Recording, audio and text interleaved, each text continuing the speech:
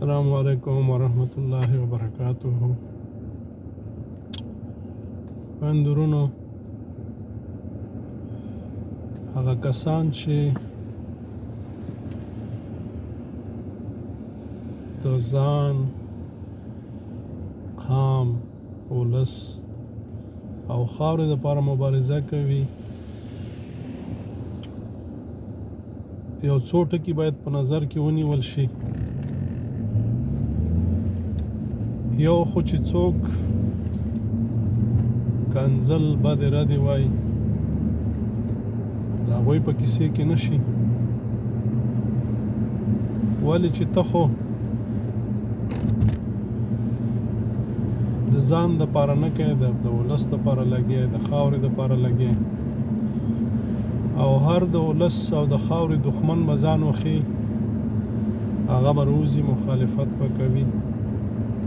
نو کوي دې نه پوهېږي. بل هغه کنځل کوي او تم ورسره کنځل شروع کړې، نو بیا د هغه او ستا توپیر په څه کې شو. او بل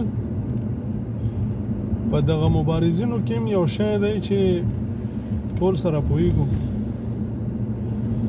ځینې دي چې ځان ډېر غټ بولي، د هیڅ چا ویډیو ته نه کمنټ او نه یې مخکې شیر کوي. دی فکر کوي چې دا ټول زما دپاره دي، ما ته به ویډیوګانې مخکې لیږي، خو د چا ویډیو ته دا ګوتې نه وړي.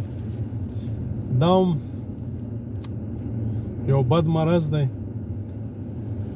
که واقعا مبارزه په دې نیت وي چې د ولس او د قام او د خاورې دپاره وي، نو هر هغه قدم باید موږ او تاسې وستایو، ملاتړ یې وکړو، لاس ورسره یو کړو چې هغه د ولس او د خاورې په ګټه وي. او نور موږ او تاسې انسانان یو، خامخا به تېروتنې کېږي، په تېروتنو به سره یو د بله بخښنه غواړو. موږ ملایکې نه یو، او نه په دې خبرو په دې ویډیوګانو موږ ته څوک پیسې راکوي. خو څه چې په دې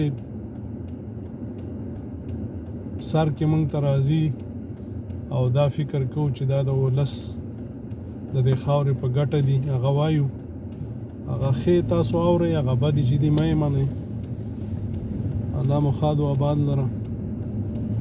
ژوندي اوسئ، تل یو اوسئ، په یووالي کې مو ژوند دی،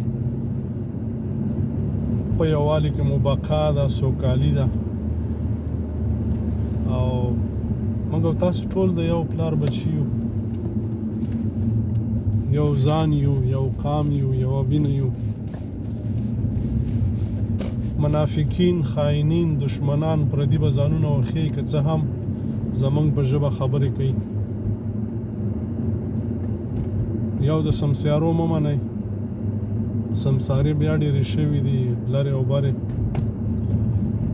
د سمسیارو خبرو ته غوږ مه ږدئ، هغوی خپلې ګېډې ډکوي. تاسو به یوه سمسیاره هم غریبه ونه ګورئ، ټولې مړې دي او څربې دي.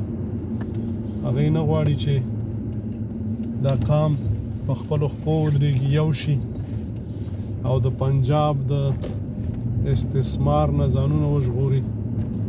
الله مو ښاد و آباد لره. خپلې سمسیارې وتړئ، او په ځینې ځایونو کې که په لاس درشي ټول ته بې غمه کوي. السلام علیکم ورحمت الله.